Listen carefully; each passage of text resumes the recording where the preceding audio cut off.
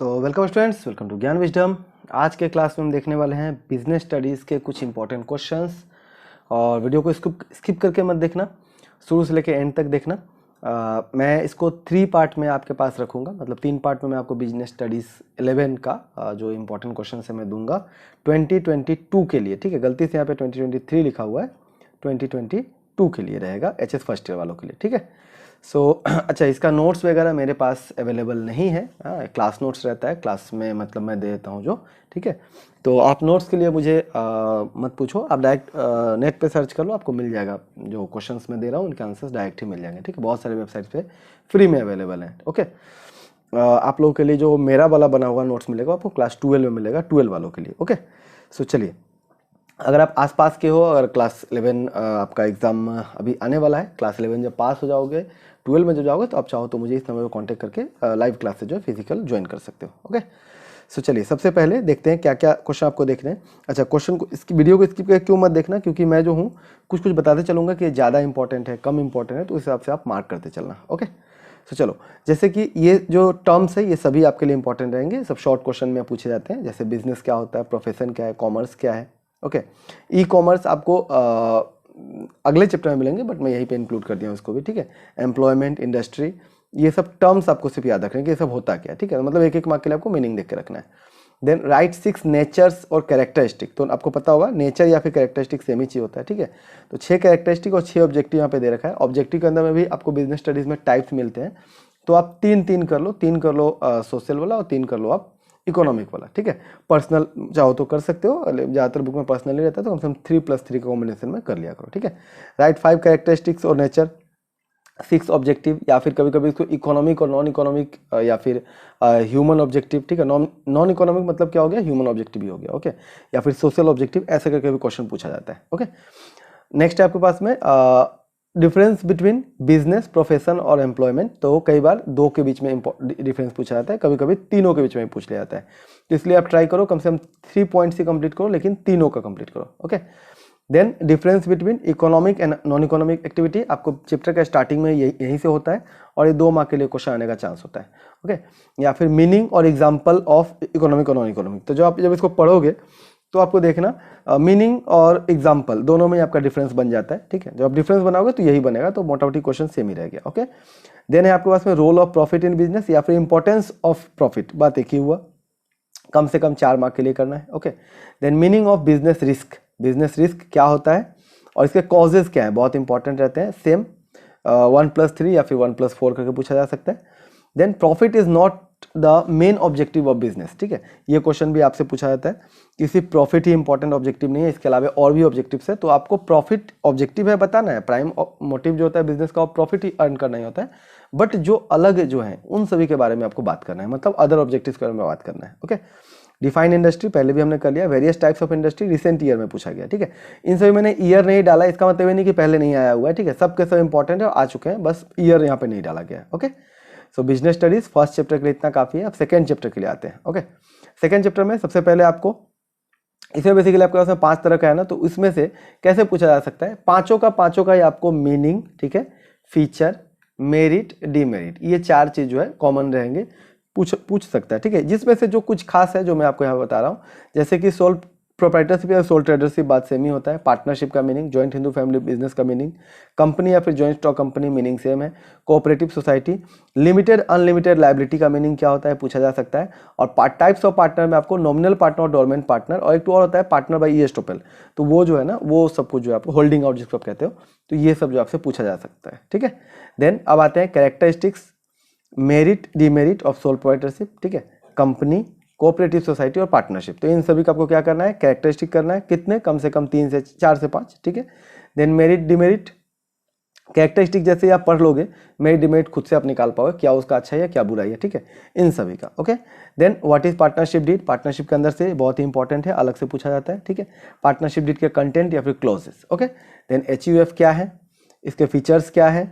ठीक है, देन क्या रजिस्ट्रेशन पार्टनरशिप फर्म का कंपलसरी है, अगर कोई रजिस्ट्रेशन नहीं करवाता तो क्या उसका इफेक्ट होता है, मतलब नॉन रजिस्ट्रेशन का क्या क्या इफेक्ट है, तो ये सब आपसे पूछे जाते हैं। ओके ओके, नेक्स्ट आपके पास में difference between public and private company, public और प्राइवेट कंपनी का डिफरेंस क्या है, ये आपसे पूछा जा सकता है।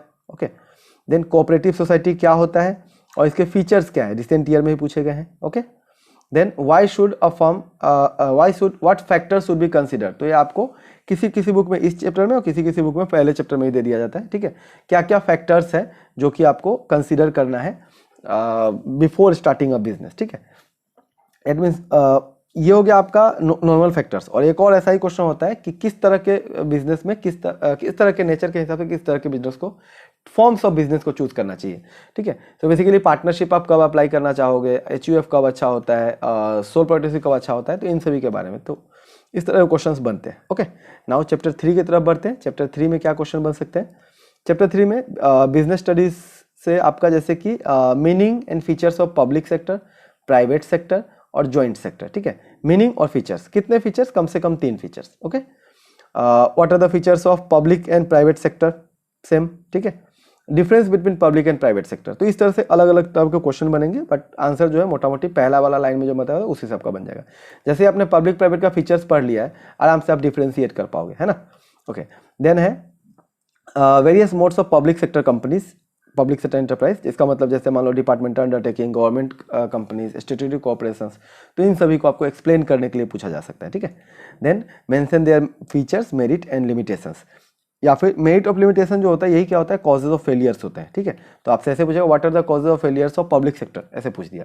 ठीक है, तो ये देखो यहाँ पे मैंने 15, 16, 17, 18 दिया हुआ है, बट इसका मतलब नहीं कि डिट्टो यही क्वेश्चन 15, 16, 18 में आए होंगे। ठीक है, कभी हो सकता है कि ये पूछ लिया होगा, कभी हो सकता है, तो इसलिए मैंने कॉम्बाइन करके दिया है। क्योंकि और आप भी ट्राई मत करना जाके पढ़ने का, मतलब अलग अलग करने का, आप ये पूरे टॉपिक को एज अ होल पकड़ो। ठीक है, एज अ होल आपको एक दिन का क्लास पकड़ लो, आप एक दिन जो है इसी को लर्न करोगे। ठीक है, या आधे घंटे 1 घंटे तक इसी टॉपिक को दोगे, इस तरह से पढ़ो, तो आपका एग्जाम में जो है जो भी गिरेगा इसके अंदर से ही गिरेगा।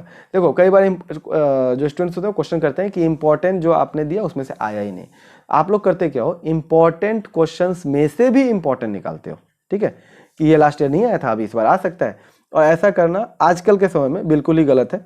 क्योंकि आपने देखा होगा अभी जो मोड्स ऑफ एग्जामिनेशन है, ठीक है, जिस तरह का अभी पेपर बन रहा है, कुछ भी पूछ रहा है, कहीं से भी पूछ रहा है, तो इसलिए जो मिल रहा है पूरा ही ट्राई करो करने का। Okay, what are global enterprises, global enterprise या फिर इसी को मल्टीनेशनल कंपनी कहते हैं, क्या होता है, मेंशन देयर फीचर्स, या फिर meaning and features of global enterprise, MNCs वगैरह।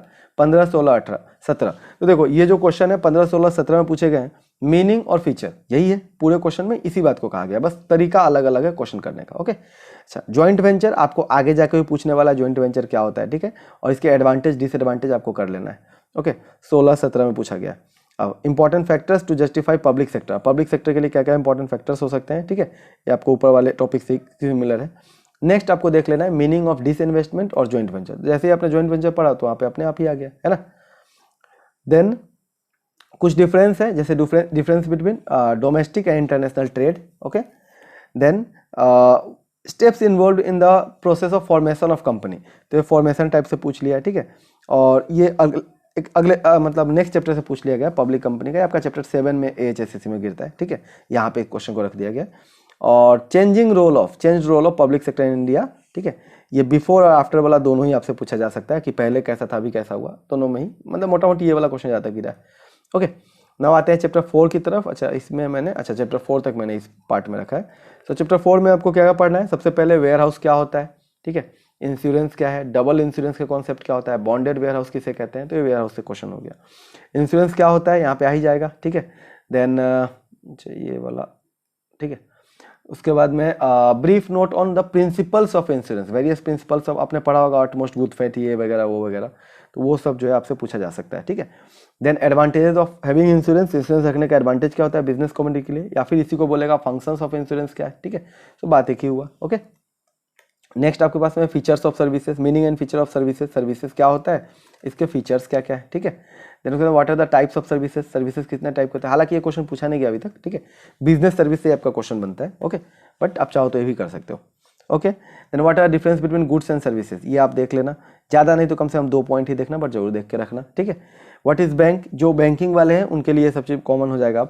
बैंक क्या होता है, क्या फंक्शंस है बैंक का, और कितने टाइप ऑफ अकाउंट होते हैं, ये 17 में इस टॉपिक से क्वेश्चन पूछा गया है। Okay, then what is e banking, e banking क्या है, अगेन बैंकिंग में आपको कॉमन मिल जाएगा, इसके बेनिफिट्स क्या है ना। Then difference between bill of exchange, promissory note और ये चेक, ये जो है ना ये एक ही में घुसा दिया गया असल में।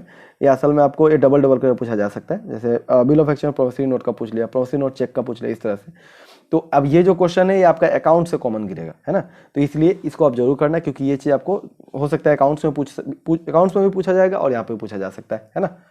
Next functions of IDBI, again banking से कॉमन हो जाएगा ये, ठीक है, इस साल नहीं तो सेकेंड ईयर।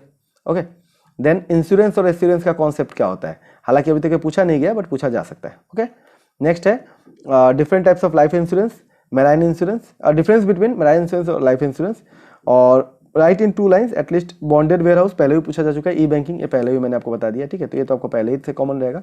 आपको यहाँ पे डिफरेंस देख लेना है, ठीक, डिफरेंस बिटवीन इंश्योरेंस और मैराइन इंश्योरेंस। ओके, सो आज के लिए इतना काफ़ी है स्टूडेंट्स। मैंने ऑलरेडी आपको अकाउंट्स का इंपॉर्टेंट क्वेश्चन या तो मिलना शुरू हो गया होगा या फिर मिल चुका होगा, ठीक है, वहाँ पे मैंने आपको बता दिया है कि आपको अकाउंटेंसी का जो नोट्स है वो मैं आपको इस साल फ्री में दे रहा हूँ। ओके, सो फ्री में लेने के लिए आपको कोई पे नहीं करना है, नॉर्मली मेरे जो भी नोट्स होते हैं वो पेड होते हैं, बट अकाउंट्स वाला इस बार मैंने फ्री कर दिया है।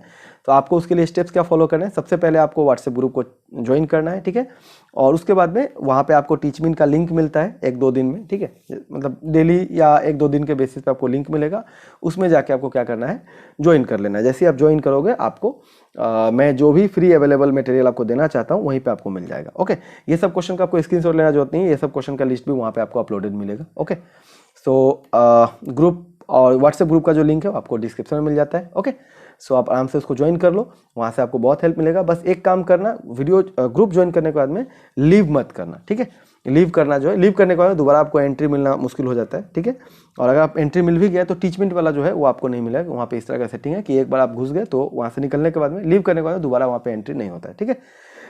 ओके, सो आज के लिए इतना ही काफ़ी है। इतना जो टॉपिक है आप ट्राई करो करने का, मैं बीच बीच में आपको दूसरे जो सब्जेक्ट्स है उसके भी इंपॉर्टेंट क्वेश्चंस देते रहूँगा। जिस तरह से मैं दे रहा हूँ इस तरह से अगर आप इसका 50% भी कवर अप करके जाते हो तो आप एग्जाम में फेल कभी भी नहीं होगे। ओके, ये सब क्वेश्चंस मैंने दिया है सभी के लिए, फिर भी कुछ स्टूडेंट्स होते हैं जो बहुत ज़्यादा इंपॉर्टेंट मांगते हैं, तो आप इसमें खुद से चूज कर लेना कि आपको कौन सा करना है कौन सा नहीं करना है, ठीक है। सो चलो बाय बाय, मिलते हैं अगले वीडियो कैसा लगा नीचे जरूर बताना, कमेंट करना, ओके, लाइक करना, और पहली बार अगर हमारे चैनल पे आए हो तो क्या करना आपको पता है, आपको सब्सक्राइब करके बेल आइकन को भी प्रेस कर देना। ओके, शेयर कर देना अपने फ्रेंड्स के साथ में ताकि उनको भी फायदा हो। सो बाय बाय, मिलते हैं अगले वीडियो में एंड थैंक यू।